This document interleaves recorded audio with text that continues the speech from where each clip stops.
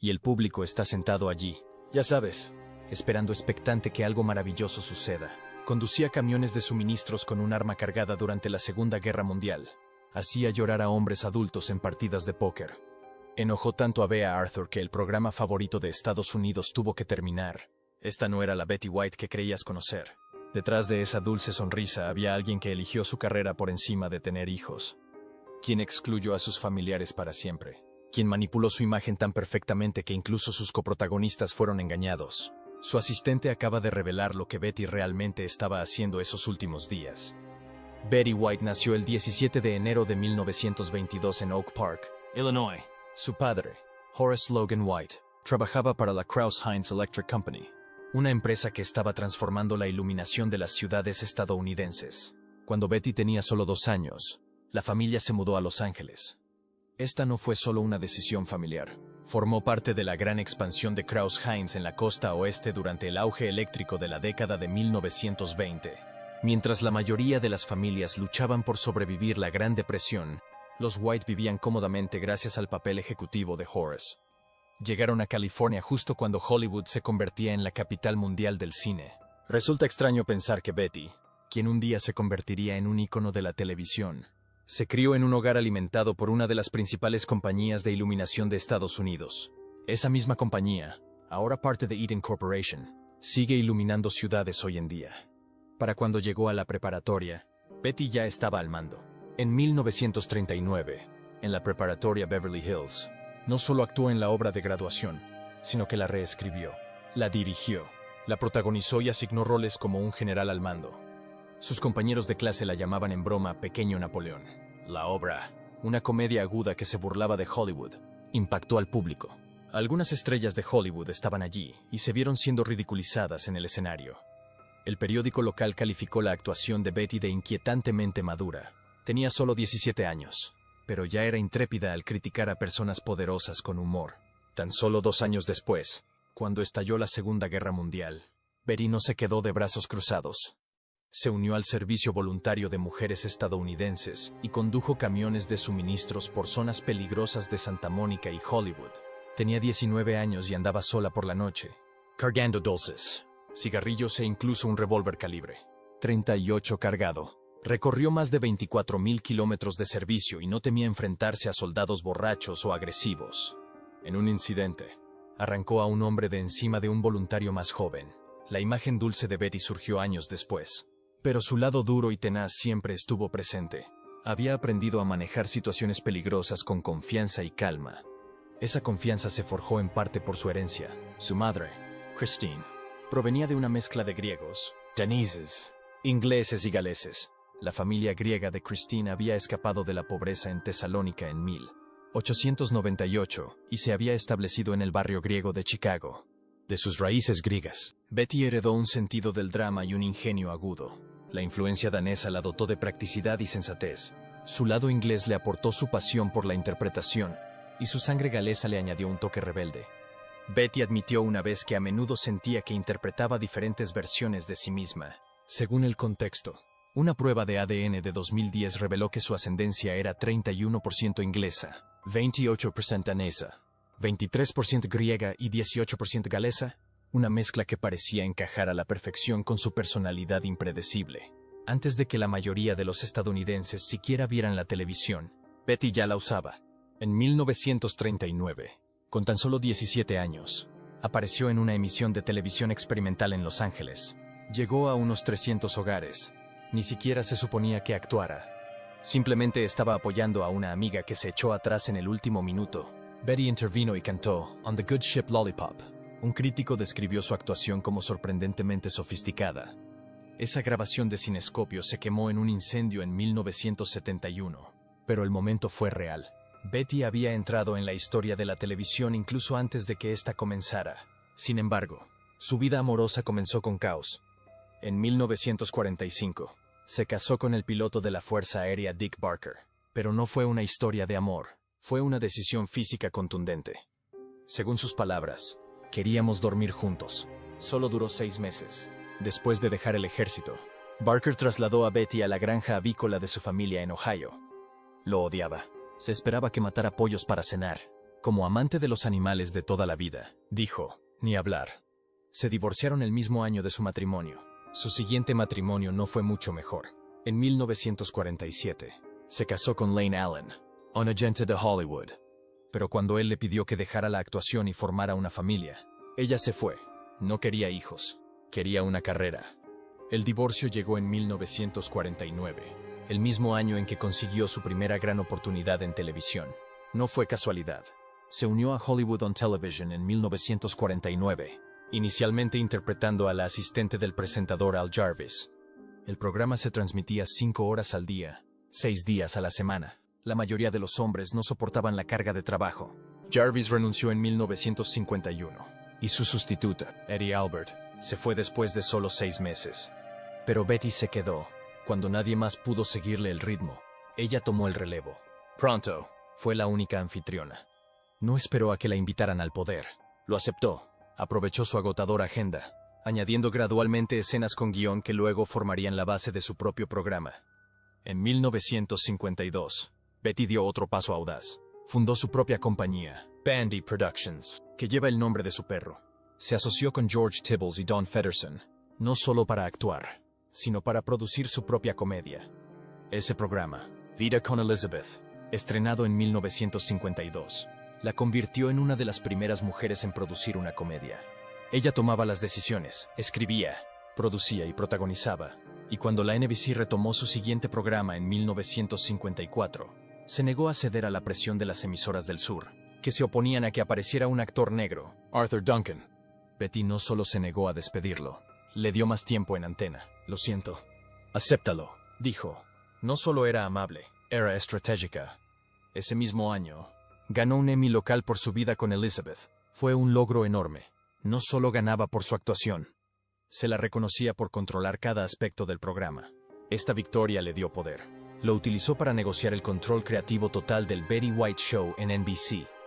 Ella no veía los premios como recompensas, los veía como herramientas. Cada trofeo era un paso más en la escala. En 1961, apareció en el concurso Password. Parecía una aparición especial típica, pero le cambió la vida. Allí conoció al presentador, Alan Ludden. La química fue instantánea. Ella dijo más tarde, sentíamos que nos conocíamos. Él se enamoró de ella enseguida y le propuso matrimonio en cuestión de semanas. Pero Betty, ella dijo que no, una y otra vez, durante un año entero. Lo rechazó. Incluso cuando él le dio un anillo de diamantes, ella lo rechazó. Así que Ludden lo llevó colgado del cuello. Ella no quería mudarse a Nueva York. Ella no se rendiría. No era frialdad, era estrategia. Quería mantener el control. Pero en la Pascua de 1963, algo falló. Él le envió un conejito blanco de peluche con hojas doradas en las orejas, pendientes de rubí, diamante y zafiro metidos dentro. La nota decía, por favor, dijo sí. Por fin lo hizo. Años después, dijo que era su mayor arrepentimiento, no haber dicho que sí antes. Pero la espera la llevó a un matrimonio de 18 años que duró hasta su muerte en 1981. Bajo esa dulce sonrisa se escondía alguien sorprendentemente competitivo. Sus amigos lo sabían en sus noches de póker. Le encantaba un juego llamado A la mierda con tu vecino. Un juego de cartas despiadado donde los jugadores intentaban atacarse mutuamente con malas manos. Betty lo disfrutaba mucho. Había un trofeo, una copa de latón grabada con el club de póker Pico. Quien ganara la conservaría hasta la siguiente partida, pero si olvidaba devolverla, la multa era de $2,000 o la muerte. Lo que sea más apropiado. Esa era la regla de Betty. Fue gracioso, pero también demostró que jugaba para ganar y que no le importaba usar la intimidación. Todo mientras se hacía el dulce. Como a menudo podía elegir el juego, eligió su versión favorita, donde tenía la ventaja. La verdadera Betty no solo jugaba a las cartas, jugaba con personas. Y ganar. Incluso su boda se convirtió en una estrategia. Betty y Alan no tuvieron luna de miel. Tenía que volver a trabajar en Password, pero Betty se aseguró de que su boda siguiera siendo noticia. Movió un hilo que nadie más podía. Jack Paar, el legendario presentador de The Tonight Show, siempre se había negado a aparecer en Password. Nunca dijo que sí hasta que Betty se lo pidió. Apareció como regalo de boda. Solo una vez. Solo por ellos. No fue solo sentimental. Fue inteligente. Los ratings se dispararon. Los espectadores sintonizaron. Y Betty demostró una vez más que tenía la influencia que impulsaba las cosas en Hollywood. Esa influencia no era cuestión de suerte. En 1983, Betty se convirtió en la primera mujer en ganar un Emmy diurno a la mejor presentadora de concursos. Venció a Dick Clark y Richard Dawson, y lo hizo con una serie que solo se emitió durante 65 episodios, Just Men. Duró del 3 de enero al 1 de abril, solo 3 meses, pero eso era todo lo que Betty necesitaba. El formato era perfecto para ella. 2 mujeres tuvieron que predecir cómo responderían 7 famosos masculinos a preguntas de sí o no. El ingenio y la precisión de Betty llevaron el programa al límite. A pesar de que se emitió en un horario horrible del mediodía, cuando la mayoría de los espectadores veían las noticias, lo consiguió. Recibió otra nominación en 1984, pero incluso ese programa de corta duración ya había hecho historia. 10 años antes, casi pierde uno de sus papeles más importantes. En 1973, el programa de Mary Tyler Moore necesitaba un nuevo personaje para el episodio 73. El guión la describía como una especie de Betty White dulce y empalagosa. Los productores estaban nerviosos. Betty ya era muy amiga de Mary Tyler Moore y su esposo, Grant Tinker. ¿Y si hacía la audición y no era la adecuada? Sería incómodo. Pero la directora de casting, Ethel Wynant, no le dio demasiadas vueltas. Simplemente llamó a Betty. Esa llamada la convirtió en uno de los personajes más icónicos de la serie. Sue Ann Nivens. Su primera aparición iba a ser única, pero después de la grabación, James L. Brooks la tomó aparte y le dijo, no hagas demasiados planes. Él lo sabía. Todos lo sabían. Betty lo había clavado. Sue Ann no era solo un papel más, era un espejo, un papel que Betty creó con esmero. En pantalla, Sue Ann era la ama de casa perfecta, publicando segmentos como un homenaje a la fruta y a qué viene todo este alboroto por la hambruna. Pero en el fondo, estaba obsesionada con los hombres. Era sarcástica y fría. Betty dijo una vez, no hay nada más malo que la ninfómana del barrio. Se entregó al papel, lo interpretó con matices. El público rió, pero también se sintió incómodo. Y eso fue lo que lo hizo funcionar. Sue Ann no solo era graciosa, era un comentario brillante, lleno de encanto. El papel de Betty no solo entretuvo, le valió 2 Emmys consecutivos en 1975 y 1976 a la mejor actriz de reparto. Se unió al reparto principal en la 5ª temporada tras la marcha de Valerie Harper. El momento fue perfecto. Betty se aseguró de que Sue Ann pudiera contar historias por sí sola, incluso en la temporada final. Cuando tuvo menos tiempo en pantalla, fue nominada. Así de profundamente se había involucrado en el éxito del programa, pero no era solo talento, también era política. Forjó sólidas relaciones con guionistas y productores, y se cuidó de no eclipsar a Mary Tyler Moore. Jugó a largo plazo, tanto dentro como fuera de la pantalla. Tras el final del programa de Mary Tyler Moore en 1977, Betty no desapareció. Apareció donde realmente importaba. Sus apariciones en el programa de Carol Burnett no fueron aleatorias, fueron programadas y planeadas. Los usó para mantenerse en el centro de atención durante ese periodo de incertidumbre entre papeles importantes. En un sketch de 1976, interpretó a Ellen, la hermana presumida de Eunice, sarcástica, fría, divertidísima. En otra, interpretó a una anciana en una reunión de exalumnos universitarios, demostrando que podía adaptarse a todas las edades. Estos papeles no eran solo para reír, eran jugadas de ajedrez en su carrera, cada una manteniéndola relevante, cada una acercándola a las chicas de oro. Se suponía que Betty White y Rue McClanahan interpretarían papeles opuestos. Todos asumieron que el director cambió de opinión en el último momento. Eso no fue cierto. Los productores querían a Betty como Blanche y a Rue como Rose. Tenía todo el sentido del mundo. Betty ya había interpretado a la sedienta de hombres Sue Ann Nivens, mientras que Rue era conocida como la dulce y despistada amiga de Maude. Pero entre bastidores, Betty no estaba contenta. No quería interpretar a otro personaje seductor. Lo había hecho durante años. Quería algo nuevo. Así que presionó, discreta pero eficazmente. Rue dijo más tarde que se emocionó cuando el director le pidió que cambiara de rol durante la audición. Lo que no sabía era que Betty ya lo había hecho posible. No fue casualidad, fue estratégico. Y cambió la televisión para siempre. Betty se convirtió en Rose, ingenua, inocente y adorable. Y el público la adoraba. Ese papel le dio la libertad de redefinir su imagen, evitando la trampa que había arruinado a muchas actrices. Quedar atrapadas en el mismo personaje para siempre. Pero su influencia no se detuvo ahí. Las negociaciones salariales del programa fueron un campo de batalla. Bea Arthur fue la que más ganó al principio, gracias a su anterior éxito televisivo. Pero Betty White no solo estaba contenta de estar en el programa. Quería el control. Impulsó la igualdad salarial, la inclusión en los créditos de producción e incluso la posibilidad de opinar sobre la escritura de su personaje. Para la última temporada, Rue ganaba más de $1 millón al año, lo que hoy equivaldría a entre 2,5 y 3 millones de dólares. Betty aprovechó su temprana victoria en el Emmy de 1986 para ganar más poder. Sabía cómo convertir la popularidad en dinero. Y funcionó. Tras el final del programa, la sindicación hizo a Betty más rica de lo esperado. Según informes, ganaba unos 3 millones de dólares al año con las reposiciones. Sus coprotagonistas ganaban cantidades similares, pero su patrimonio sigue beneficiándose gracias a los términos del contrato por los que luchó durante la emisión del programa. La gente veía a Rose como una persona sencilla, pero Betty no. Era astuta, estratégica y siempre iba un paso por delante. Rose Nyland era el saco de boxeo del programa. Dorothy insultaba su inteligencia. Blanche se burlaba de su ignorancia. Pero los espectadores la adoraban. Y no fue casualidad. Betty dejó que su personaje recibiera los golpes porque sabía que eso la hacía más agradable. Se convirtió en el centro del programa. Mientras Bea Arthur se cansaba de las bromas sobre su apariencia y su vida amorosa, Betty se apoyaba en la inocencia bobalicona de Rose. Cuanto más se burlaban de Rose, más quería el público protegerla. Eso le dio poder a Betty, no solo en pantalla, sino también en las reuniones de guionistas. Sus ridículas historias de San Olaf se convirtieron en las favoritas de los fans.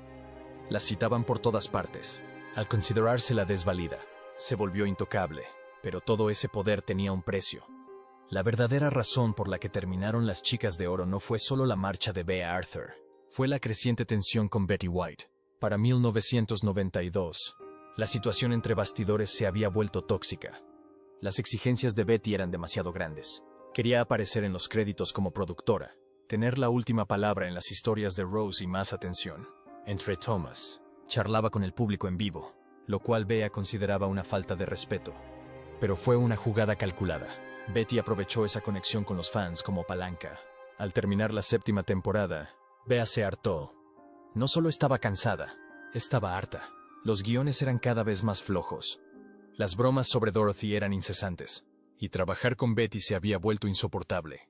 La NBC podría haber intentado reemplazarla, pero en lugar de eso, lo cancelaron. Ya no valía la pena el drama. Fuera del programa, la vida personal de Betty era igual de complicada. Se casó con Lane Allen en 1947, pero la relación no duró. Él quería tener hijos. No lo hizo. Eso no era negociable. Sabía que su futuro estaba en la televisión, no en la crianza de los hijos.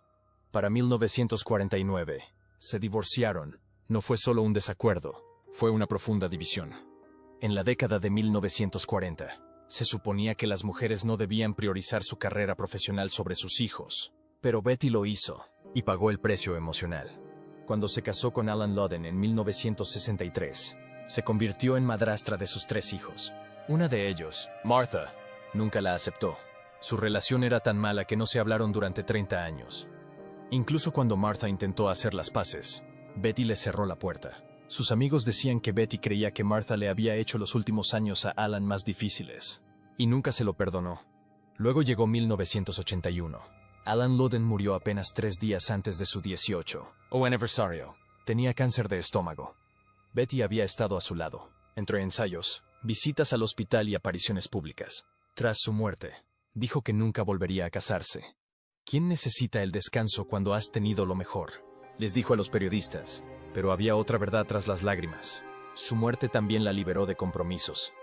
A partir de entonces, dedicó todo su tiempo, su atención y su energía a su trabajo y a sus animales. Ahí fue donde volcó su amor. En 2025, Sally Struthers hizo pública una historia que había guardado durante años. Dijo que Betty la invitó a una reunión de concurso en su casa. Cuando Struthers tomó una galleta, Betty sonrió dulcemente y dijo: «Yo que tú no haría eso. Cariño, no necesitas una galleta». Fue mordaz, fue público, y no fue una broma. Sally la llamó muy pasivo-agresiva. Coincidía con otros informes tras bambalinas. Betty tenía una forma de usar su encanto como control. Disfrazaba su dominio de cortesía, pero no se equivoquen, siempre tenía la sartén por el mango. Y cuando la gente no le hacía caso, los dejaba fuera. Su hijastra Martha no fue la única víctima. La necesidad de control de Betty también destruyó amistades. No perdonó. Ella no lo olvidaba. Cuando la gente la decepcionaba o la traicionaba, los borraba. No hay segundas oportunidades.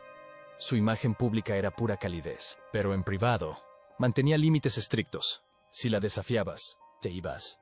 Betty White no solo sobrevivió en Hollywood, lo superó cuando apareció en Boston Legal de 2005 a 2008. La mayoría pensó que era solo otra divertida aparición especial. Pero ella sabía exactamente lo que hacía. Trabajaba junto a James Spader y William Shatner en una serie que recibió 26 nominaciones al Emmy. Y no estaba allí solo para actuar. Estaba enviando un mensaje. La mujer que una vez dominó las chicas de oro no iba a desaparecer en una industria obsesionada con la juventud. Utilizó el tono serio y la sólida escritura del drama legal para demostrar que podía hacer más que comedia. No fue solo un papel, fue su regreso a la relevancia. Luego, en 2009, a los 87 años, lanzó una bomba en la propuesta. Se robó escenas de Ryan Reynolds y Sandra Bullock como si nada. En un momento, se fue con un cachorro samoyedo durante el ensayo. Parecía una broma espontánea, pero no lo era. Luego dijo que ni siquiera lo pensó, simplemente actuó. Nadie la detuvo. Ese movimiento quedó en el montaje final y se convirtió en uno de los momentos más comentados de la película. No fue suerte, fue un instinto agudizado por décadas de actuación.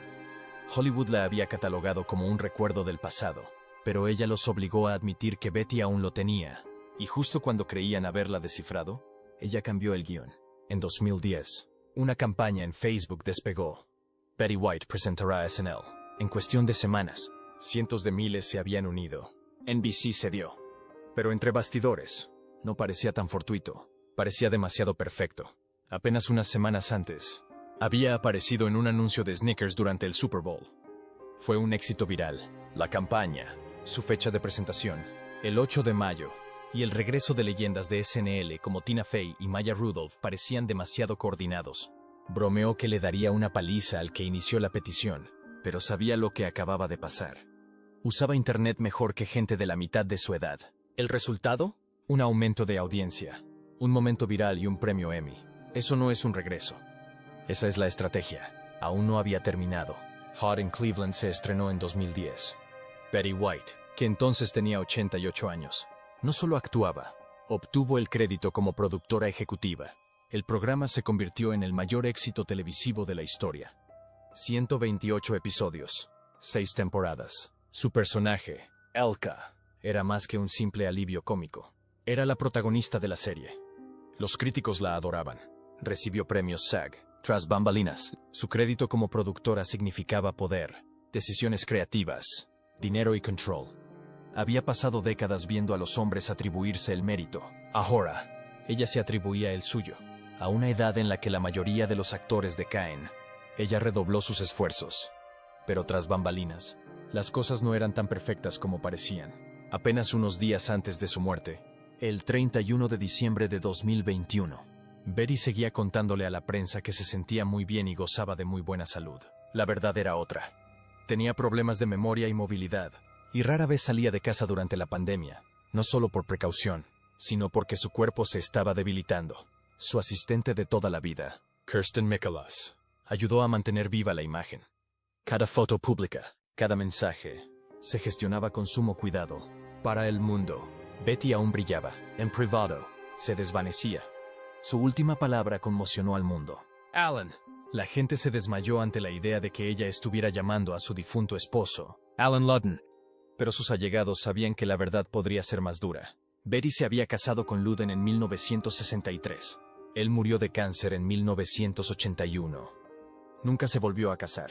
Una vez dijo, cuando has tenido lo mejor, ¿quién necesita descansar? Pero también había pasado años lejos de él, buscando trabajo, eligiendo su carrera antes que pasar tiempo juntos. Decir su nombre quizá no tuviera nada que ver con el romance. Quizás fue arrepentimiento. Entonces llegó el derrame cerebral. El día de Navidad de 2021, Betty sufrió un derrame cerebral grave. 6 días antes de morir.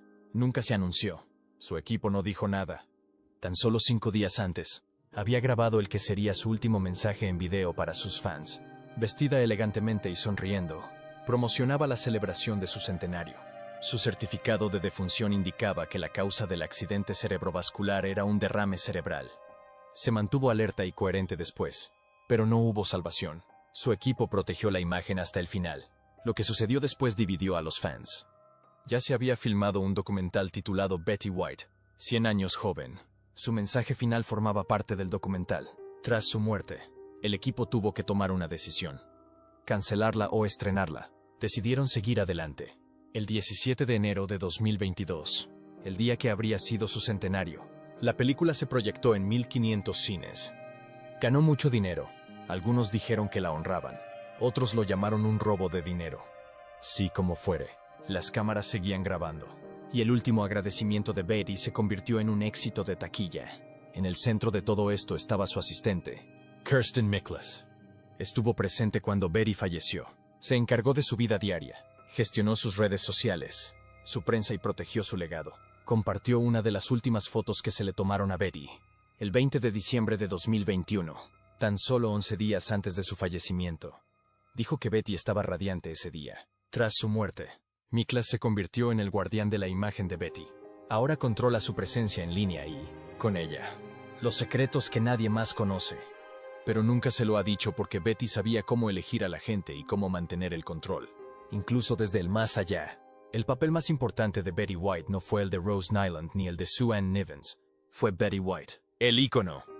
Ella misma construyó ese personaje. Desde 1949, cuando empezó a trabajar en televisión, sabía sonreír, desviar la mirada, interpretar a la dulce abuela, incluso cuando era la más lista de la sala.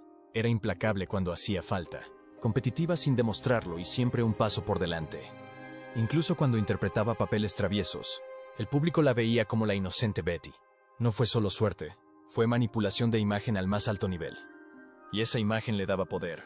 Otras celebridades le temían, no por ser mala, sino porque lo sabía todo. Tenía información sucia sobre todos y nunca necesitaba usarla.